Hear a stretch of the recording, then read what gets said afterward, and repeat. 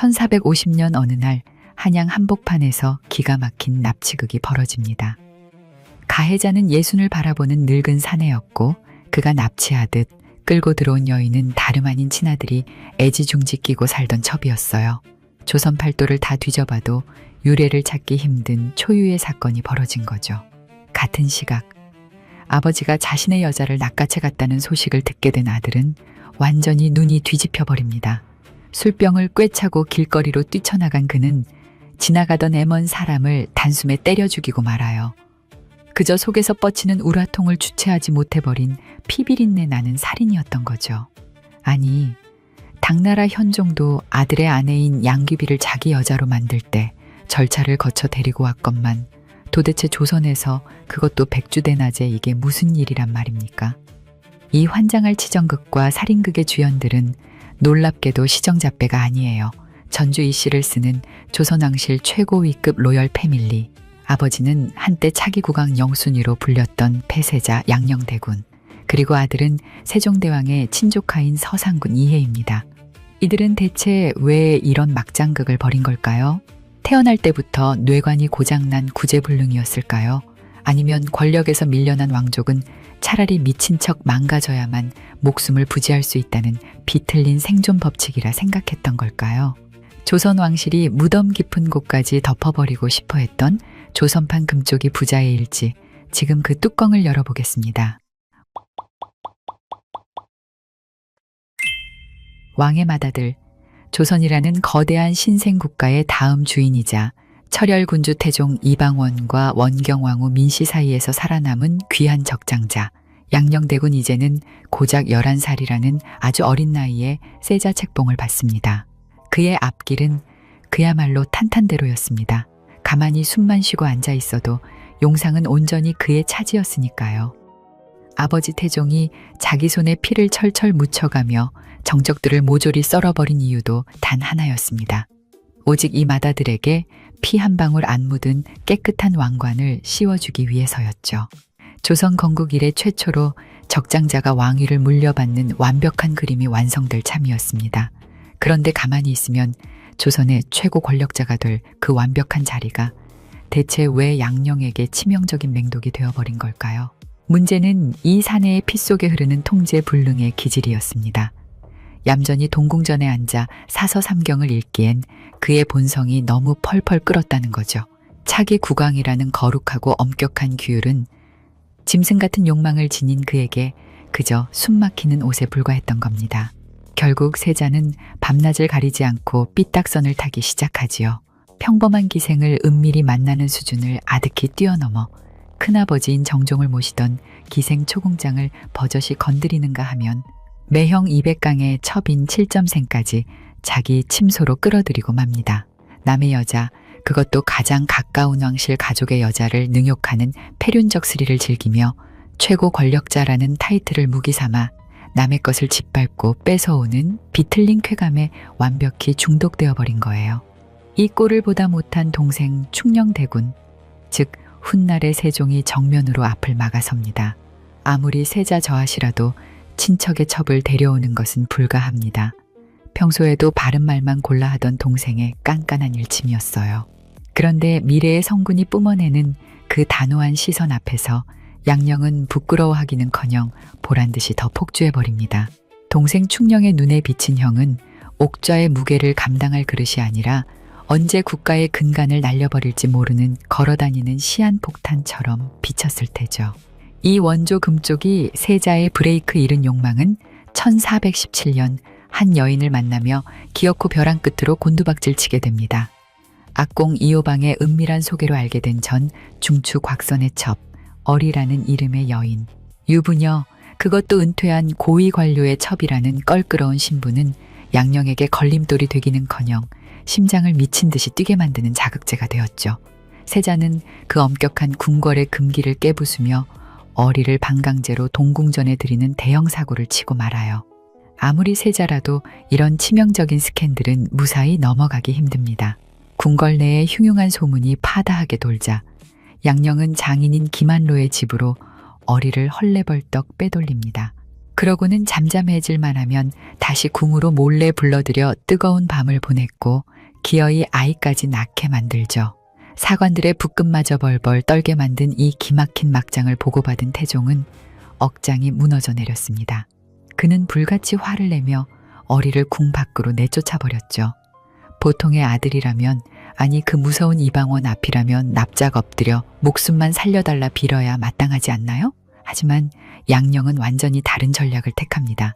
붓을 움켜쥐고 아버지에게 피 끓는 항해 편지를 쓴 거예요. 전하께서는 궁녀들을 수없이 거느리시면서 어찌 신이 첩 하나 두는 것은 이토록 가혹하게 내치십니까? 하늘 같은 군주이자 호랑이 같은 아버지의 뇌관을 정면으로 찔러버린 불경한 문장. 이것은 단순한 치기 어린 투정이 아니라 당신의 숨막히는 통제 아래서 바보 같은 꼭두각시로 살 바엔 차라리 왕관의 무게를 내 손으로 집어 던지겠다는 아주 지독한 권력 거부 선언이나 다름없었습니다. 25해 동안 아비가 피를 뒤집었으며 공들여 닦아놓은 왕의 대로가 아들의 붓끝에서 단숨에 무너져 내리는 순간이었어요. 태종은 결국 피눈물을 머금고 맏아들을 베어냅니다. 1418년 6월 양령은 세자의 자리에서 처참히 폐위되어 궁궐 밖으로 쫓겨나게 되죠. 권력의 정점까지 단 한 계단 남겨뒀던 세자가 제 발로 옥좌를 걷어차버린 치명적인 치정극 어리 스캔들의 전말입니다. 왕의 자리를 걷어차면서까지 지키고 싶었던 그 절절한 사랑 이야기, 어딘가 꽤 낭만적으로 들리시나요? 후대의 수많은 야사나 대중매체들은 양령대군을 그럴싸하게 포장합니다. 똑똑한 동생 충령에게 왕위를 양보하기 위해 일부러 흠집을 내고 미친 척을 한 비운의 대인배라고 말이죠.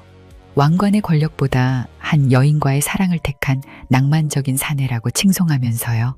과연 그 형제에 넘치는 눈물겨운 미담이 진실일까요? 안타깝게도 그런 이야기는 철저하게 미화된 후대의 판타지에 불과합니다. 시계를 조금만 뒤로 돌려 1416년으로 가볼까요? 권력의 칼자루를 쥔 태종이 미래의 왕권을 위협할 외척 세력을 도려내기 위해 양령의 외삼촌인 민무휼, 민무의 형제를 무자비하게 압박하던 피비린내 나는 시기였습니다. 그들은 어머니 원경왕후의 친동생들이자 어린 양령을 등에 업고 키우다시피 한 피부치들이었죠. 숨소리조차 내기 힘든 서늘한 연회장, 왕의 살기 어린 헛기침 한 번에 늙은 대신들의 이마에 식은땀이 맺히던 그 얼음장 같은 공기 속에서 세자 양령이 불쑥 탁 내려놓고 선수를 칩니다. 민무휼과 무의 형제는 전하께 불충을 저질렀으니 국법에 따라 엄히 처치함이 마땅합니다. 좌중은 경악을 금치 못했어요. 장차 왕이 될 자신을 가장 단단하게 지켜주던 든든한 외가 방패를 다른 누구도 아닌 세자가 직접 나서서 단두대로 밀어 넣어버린 거니까요.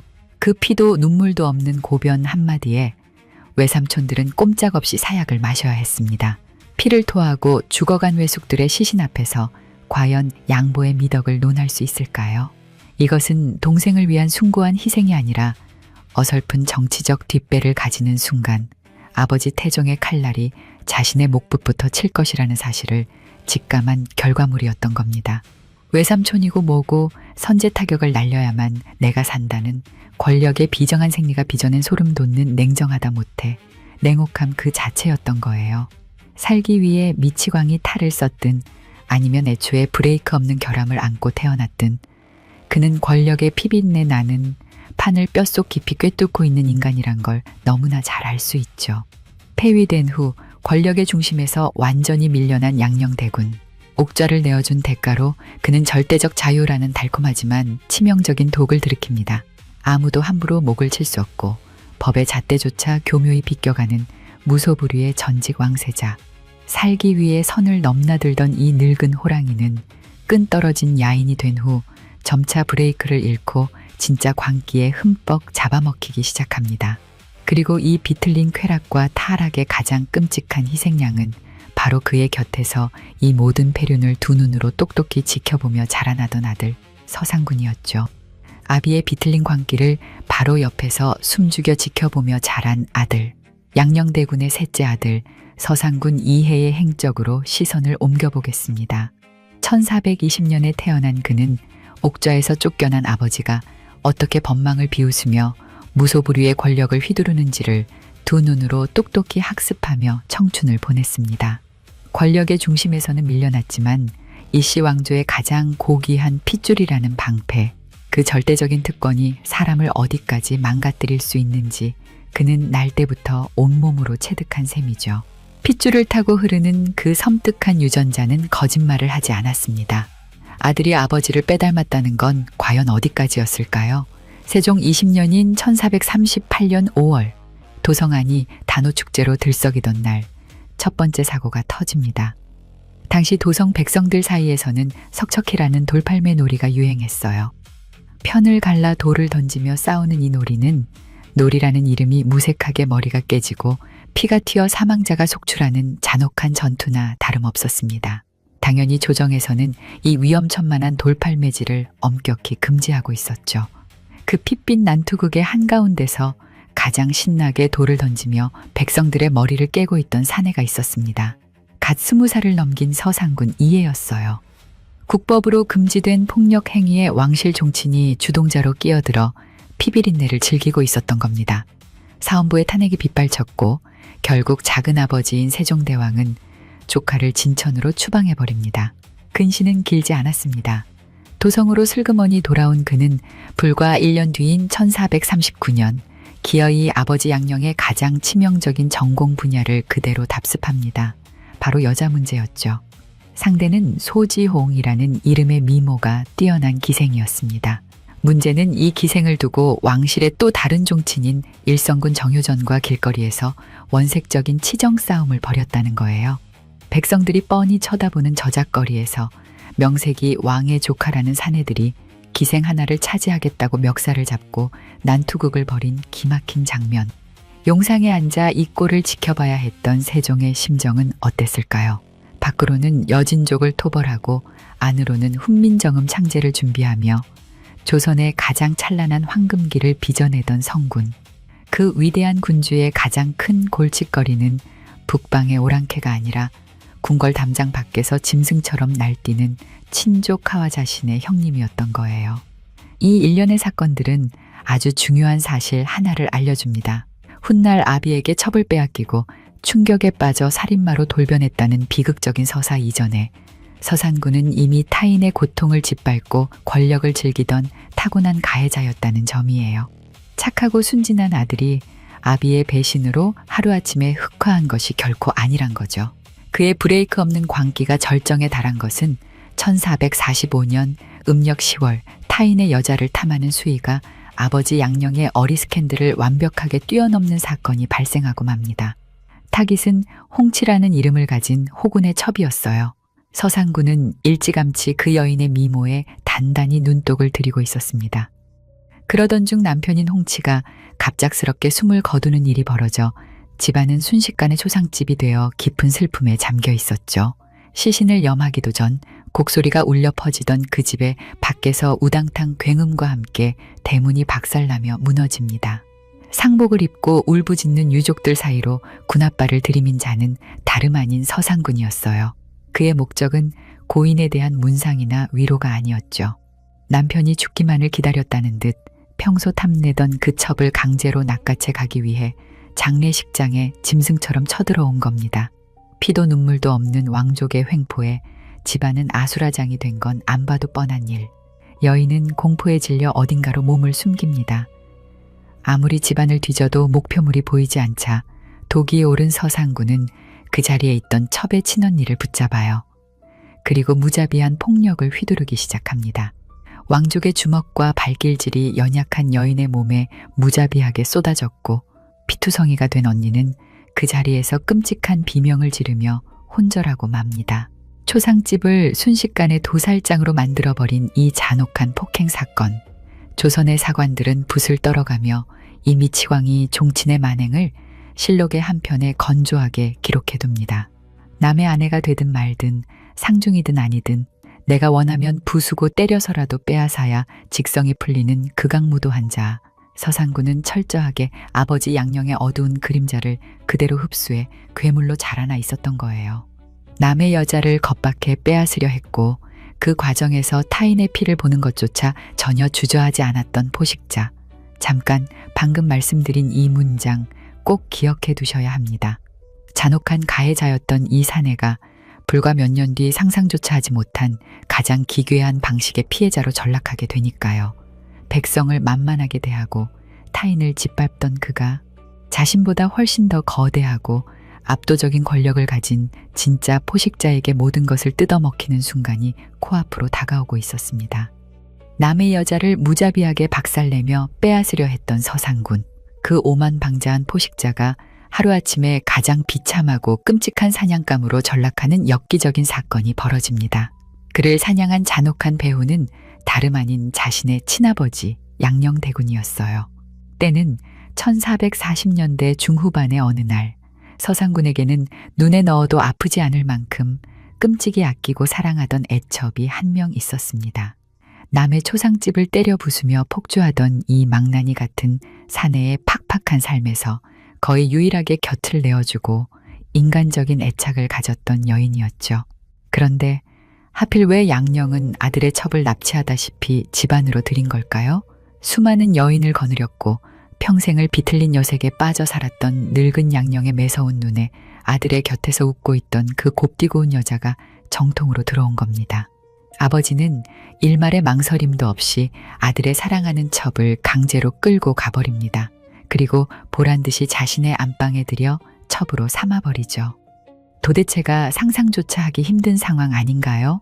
여러분이라면 이 미치고 팔짝 뛸 상황에서 제정신을 유지할 수 있으시겠어요? 내가 가장 사랑하는 여자를 나를 낳아준 친아버지가 겁탈하고 영영 뺏어간 겁니다. 아무리 썩어 문드러진 조선의 밤거리라도 피를 나눈 부자지간에 며느리 뻘인 여자를 무력으로 탈취하는 짓은 금수만도 못한 최악의 패륜이었습니다. 이 기상천외한 치정극을 마주한 조선 왕조실록은 구체적인 묘사를 철저하게 거부합니다. 그 불쌍한 여인의 이름이 무엇인지, 늙고 탐욕스러운 양녕이 어떤 무자비한 폭력을 행사해 그녀를 끌고 갔는지, 모든 것을 빼앗긴 서상군이 아비 앞에서 어떻게 피눈물을 흘리며 울부짖었는지에 대한 내용은 단 한 글자 적어두지 않았어요. 사관들이 후세에 남긴 기록은 오직 단 한 줄뿐입니다. 해는 양녕대군의 아들인데 사랑하는 첩을 아비에게 빼앗기고 심화병을 얻어 술김에 자주 사람을 죽였다. 등줄기가 서늘해지는 기록이죠. 사관들조차 차마 그 더러운 디테일을 붓으로 옮길 수조차 없어서 이 가장 끔찍한 비극을 건조하고 짤막한 단 한 문장으로 압축해버린 거예요. 오히려 짤막한 그 한 줄이 이 사건이 당시 왕실과 조정에 얼마나 거대한 충격파를 던졌는지를 증명하는 것 같지 않으신가요? 남의 여자를 빼앗으며 쾌감을 느끼던 아버지가 이제는 아들의 여자까지 뜯어먹는 괴물이 되어 나타난 이 일로 서상군의 멘탈은 완전히 산산조각이 나고 맙니다. 실록이 명시한 심화병, 현대의학에 비유해보면 극심한 외상후 스트레스 장애, PTSD와 우라병이 기괴하게 결합된 형태이지 않을까요? 내가 아무리 남의 집 문짝을 부수고 힘없는 백성들을 짓밟던 아나무인의 포식자였어도 아버지라는 거대하고 절대적인 권력 앞에서는 그저 발버둥치는 한 마리 벌레에 불과하다는 뼈저린 무력감. 유교국가 조선에서 감히 아버지를 때려 죽일 수는 없으니 숨통을 조이는 그 무력감은 곧 주체할 수 없는 사리와 광기로 썩어 들어가고 맙니다. 1447년 세종 29년 심화병에 걸려 매일같이 독주를 들이켜며 속을 까맣게 태우 서산군은 완전히 이성을 상실한 짐승이 되어 한양의 길거리로 나섭니다. 눈에는 핏발이 섰고 입에서는 짐승의 앓는 소리가 새어나왔죠. 술에 잔뜩 취한 그는 길을 걷다 눈이 마주치는 애먼 백성들을 닥치는 대로 두들겨 패기 시작합니다.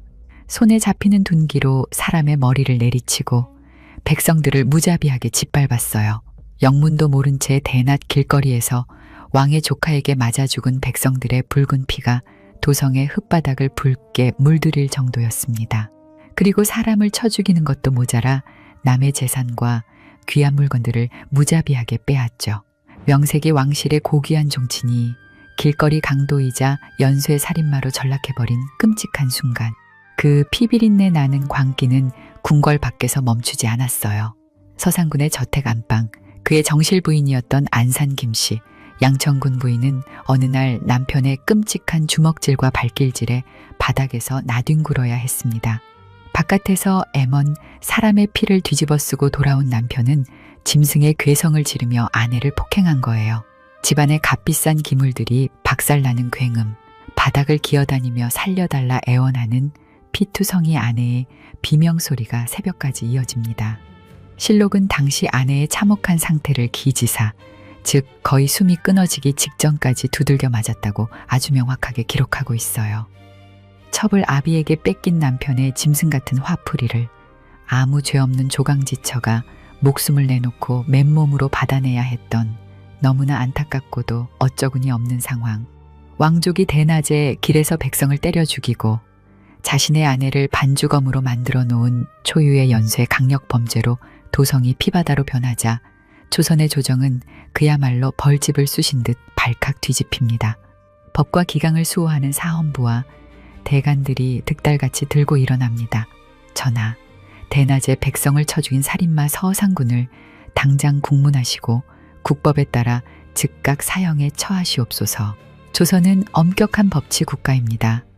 아무리 왕실의 핏줄이라 할지라도 까닭 없이 살인을 저지르면 목을 베는 것이 마땅한 이치였죠.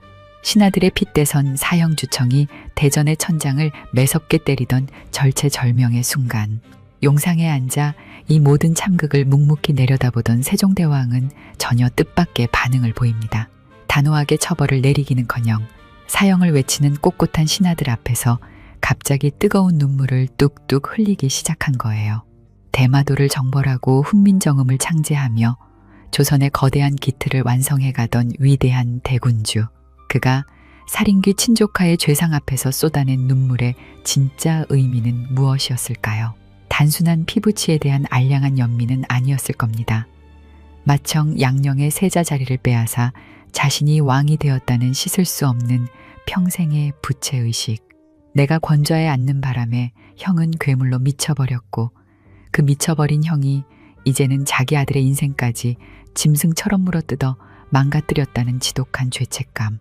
능력을 숨기고 조용히 있어야만 살아남는 왕조 시스템의 잔혹한 굴레 앞에서 세종조차 가장 인간적인 무너짐을 경험하고 만 것일지도 모릅니다. 결국 세종은 골룡포 소매자락으로 눈물을 닦아내며 조카의 목숨만은 살려줍니다.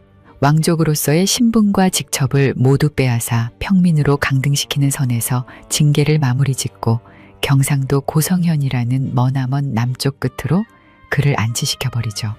단 아주 살벌한 조건이 하나 단단히 붙었습니다. 밭과 집을 주어 목숨을 부지하게는 하되 활과 화살을 만지는 것을 엄격하게 금지하고 외부인과의 접촉을 철저히 차단하라는 무서운 어명이었어요. 자신의 친아버지에게 인생에서 가장 소중한 여인을 뜯어먹힌 아들, 그 치명적인 배신감에 무너져 애먼 사람들의 피를 두 손에 묻힌 서상군은 그렇게 살인귀라는 끔찍한 족쇄를 짊어진 채 남쪽 끝 고립된 유배지로 비참하게 끌려갑니다. 1450년 세종대왕이 눈을 감습니다.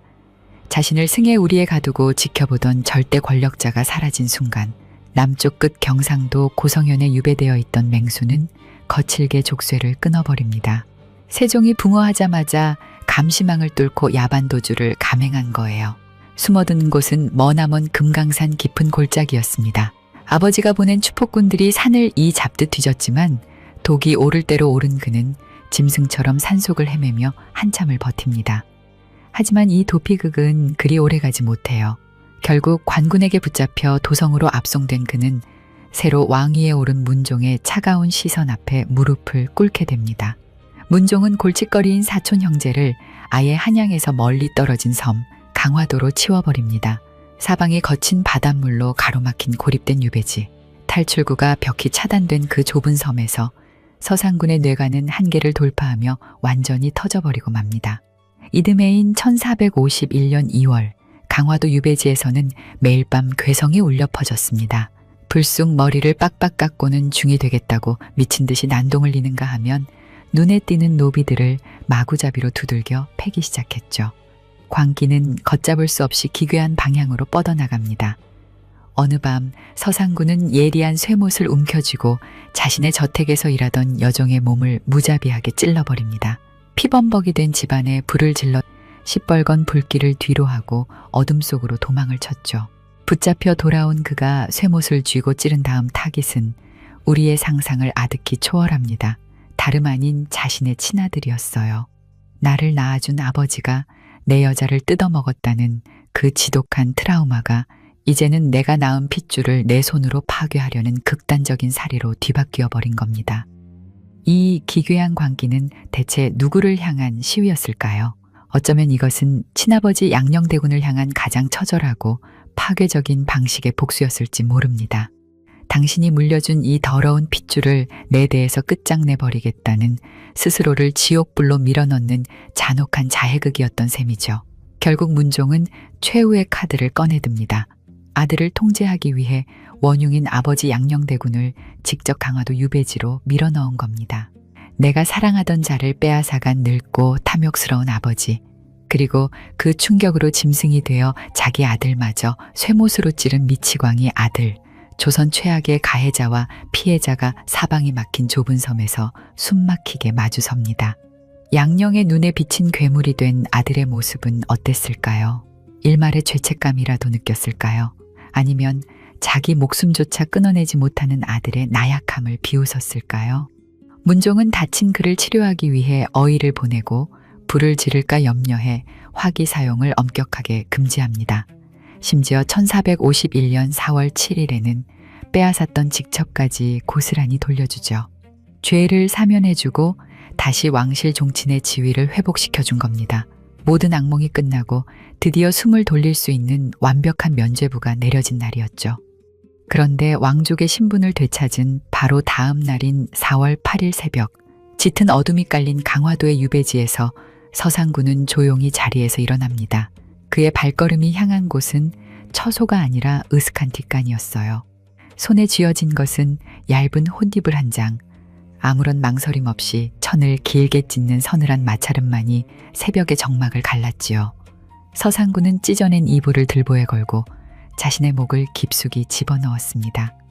세상을 원망하는 단 한 줄의 유서조차 남기지 않은 채 허공을 향해 몸을 던졌어요. 아침이 밝아오고 발견된 그는 이미 숨이 턱 밑까지 차올라 기절한 상태였습니다. 강화도 전체가 발칵 뒤집혀 의원들이 달라붙고 아비인 양녕이 약을 들이부었지만 이미 부서질 대로 부서진 그의 육신은 더 이상 삶을 지탱할 힘이 없었습니다. 자결시도 이틀 뒤인 1451년 4월 10일, 아비에게 애첩을 빼앗기고 길거리를 피로 물들였던 조선 최초의 살인마 종친은 그렇게 세상을 떠납니다. 31살, 천수를 누린 아버지 양녕의 절반도 채 살지 못한 채 바람 앞에 촛불처럼 허망하게 삶을 마무리한 거죠. 31살의 피 끓는 나이에 스스로 목에 밧줄을 걸었던 아들, 그 싸늘하게 식어버린 시신 앞에서 아들의 삶을 통째로 박살낸 원흉인 아버지 양녕대군은 과연 어떤 표정을 지었을까요? 멀쩡했습니다. 놀랍게도 양녕대군의 일상은 아들이 죽기 전과 소름 끼치도록 완벽하게 똑같았습니다. 조선왕조실록을 아무리 샅샅이 뒤져봐도 자식을 가슴에 묻은 아비의 처절한 슬픔이나 반성의 기미는 단 한 줄도 발견되지 않아요. 오히려 세종 시절부터 부자가 쌍으로 집착했던 매사냥을 계속해서 즐기며 백성들의 귀한 농작물을 무자비하게 짓밟고 다니는 민폐 행각을 조금도 멈추지 않았죠. 자신의 탐욕 때문에 친아들이 심화병에 걸려 피를 토하고 미쳐 죽었는데도 이 늙은 호랑이의 심박수는 한치의 흔들림조차 없었던 거예요. 이 피도 눈물도 없는 사내에 진짜 무서운 맹수 같은 발톱은 아들이 죽고 불과 2년 뒤인 1453년에 명확히 드러납니다. 조선 왕조 역사상 가장 끔찍한 핏빛 쿠데타, 계유정난, 조카 수양대군이 어린 조카 단종의 왕권을 찬탈하기 위해 칼을 빼들고 도성 전체를 피로 물들였던 참극. 이 숨막히는 권력투쟁의 한가운데서 왕실의 최고 어른이었던 양녕은 아주 기민하게 움직입니다. 미치광이 야인의 허물을 훌렁 벗어던지고 일말의 망설임 없이 반란의 주동자인 수양대군의 피 묻은 손을 번쩍 들어준 거죠. 거기서 끝이 아니에요. 쿠데타가 성공하고 눈의 가시가 된 또 다른 친조카 안평대군을 사사해야 한다는 주장에 가장 먼저 불을 지핀 사람이 바로 양녕이었습니다. 수양대군조차 여론을 의식해 아무리 그래도 친동생인데 사약은 너무 가혹하지 않느냐며 짐짓 주춤하는 모양새를 취할 때였죠. 이 냉혹한 큰아버지는 대전 앞마당에 엎드려 조카의 목을 치라고 피토하듯 주청합니다. 그리고 몇 년 뒤 강원도 영월로 쫓겨난 어린 조카 손자 단종을 아예 후안에 싹을 자르듯 죽여버려야 한다고 외친 것 역시 다름 아닌 그였죠. 과거 세종에게 옥좌를 쿨하게 양보했던 어진 형님의 따뜻한 미소, 권력의 비정함보다 형제간의 우애를 중시했던 비운의 로맨티스트, 완벽한 위선이었습니다.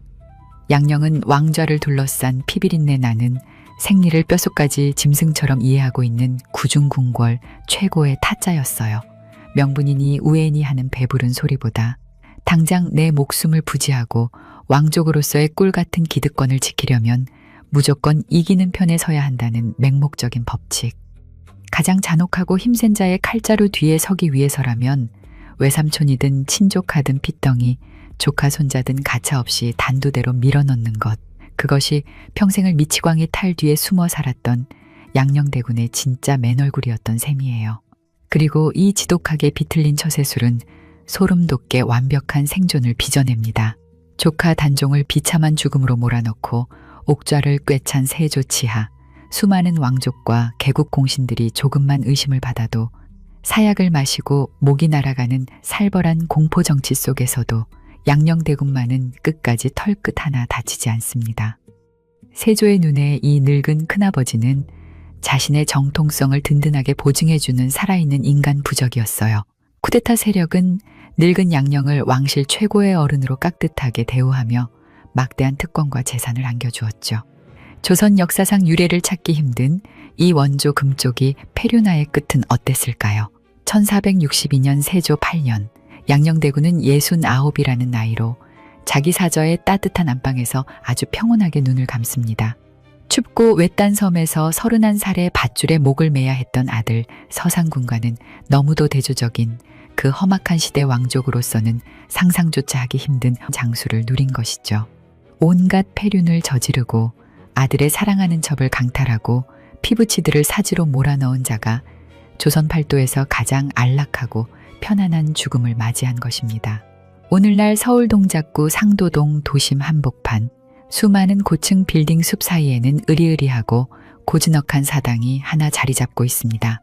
바로 양녕대군과 부인 광산 김씨가 합장된 묘역이자 신주를 모신 곳이에요. 이곳의 정식 명칭은 지덕사, 지극한 덕을 기린다는 뜻입니다. 동생에게 왕위를 양보한 성인군자라는 칭송을 듬뿍 담아 후대의 임금 정조가 직접 친필로 하사한 웅장한 이름이죠. 친아들의 여자를 짓밟고 조카들의 목을 쳐낸 권력의 괴물에게 지극한 덕이라는 거룩한 간판이 걸려있는 기막힌 역설. 사당 앞을 무심히 지나가는 현대의 우리들에게 역사라는 것이 또 권력이라는 것이 얼마나 기만적이고 소름 끼칠 수 있는지 보여주는 완벽한 블랙 코미디가 아닐 수 없습니다. 이 기상천외한 막장 부자는 정말 뇌관이 고장난 미치광이었을까요? 아니면 미친 척 연기를 했던 천재적인 생존자였을까요? 역사학계와 대중 사이에서는 아직도 팽팽한 재판이 벌어집니다. 한쪽에서는 양녕대군이 철저히 계산된 생존형 연기를 펼쳤다고 주장하고 반대쪽에서는 자기 아들의 첩을 뺏고 피부치들을 죽음으로 내몬 짓은 연기로 덮을 수 없는 완벽한 사이코패스적 결함이라고 맞서죠. 여러분은 어느 쪽에 한 표를 던지시겠습니까? 잠시 두 사람의 엽기적인 행적 자체에서 한 걸음 물러나 이들을 가둬두고 있던 조선 왕조의 종친 시스템이라는 거대하고 잔혹한 판을 내려다볼까요?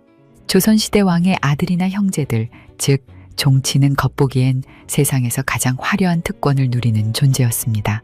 막대한 토지와 노비를 국가로부터 지급받고 일하지 않아도 평생 호의호식할 수 있었죠. 요즘 말로 하면 태어날 때부터 평생 쓸 돈이 통장에 꽂혀 있는 초특급 금수저 백수와도 같죠. 세상 부러울 것 없어 보이는 이 화려한 온실은 한편으론 쇠창살 없는 감옥이었습니다. 왕권을 위협할 수 있는 핏줄이라는 이유 단 하나 때문에 종친들은 정치와 권력 근처에는 그림자도 얼씬할 수 없었어요. 과거 시험을 봐서 관직에 오르는 것도 불가능했고 똑똑한 선비들과 어울려 학문을 논하는 것조차 사조직 결성으로 몰려 감시를 받았습니다. 왕족이 책을 읽고 똑똑함을 증명하면 영모의 씨앗이라 부르고 백성들의 존경을 받는 인품을 갖추면 잠재적인 반역자가 되죠. 철저하게 무능력하고 멍청하게 그저 주는 밥이나 축내며 그림자처럼 숨어 지내야만 목숨을 부지할 수 있는 숨막히는 족쇄. 그것이 조선의 왕족들이 견뎌야 했던 능력을 보이면 죽는 시스템이었습니다. 양령의 친동생이자 서상군에게는 작은아버지였던 안평대군을 떠올려 볼까요? 당대 최고의 서예가이자 학문을 사랑했고 수많은 선비들과 교류하며 인망을 얻었던 그야말로 완벽한 엘리트 왕족. 그는 그 눈부신 능력과 매력 때문에 영모의 중심에 서 있다는 의심을 받았고 결국 사약을 마시고 피를 토하며 죽어야 했습니다. 양령대군은 이 시스템의 잔혹한 생리를 누구보다 일찍 그리고 뼈저리게 간파한 사내였습니다. 똑똑하고 훌륭한 왕족은 왕의 칼에 맞아 죽는다. 살 길은 오직 하나뿐이다. 내가 왕좌에 티끌만한 위협도 되지 않는 구제불능의 쓰레기라는 사실을 온몸으로 증명하는 것, 살아남기 위해서요. 그는 권력의 눈먼 야심가가 아니라 술과 여자에 미쳐 남의 첩이나 탐하는 늙은 망나니 포지션을 영악하게 선택했습니다. 그 기괴한 처세술 덕분에 왕의 감시망에서 벗어나 무려 69가지 천수를 누릴 수 있었죠. 비극은 그 괴물 같은 처세술을 가장 가까이서 보고 자란 아들 서상군이었습니다. 태어날 때부터 사방이 막힌 종친이라는 좁은 우리에 갇혀있던 젊은 사내. 그가 자신의 억눌린 핏줄을 확인하고 숨을 쉴 수 있는 유일한 탈출구는 아버지가 보여준 폭력과 일탈뿐이었어요.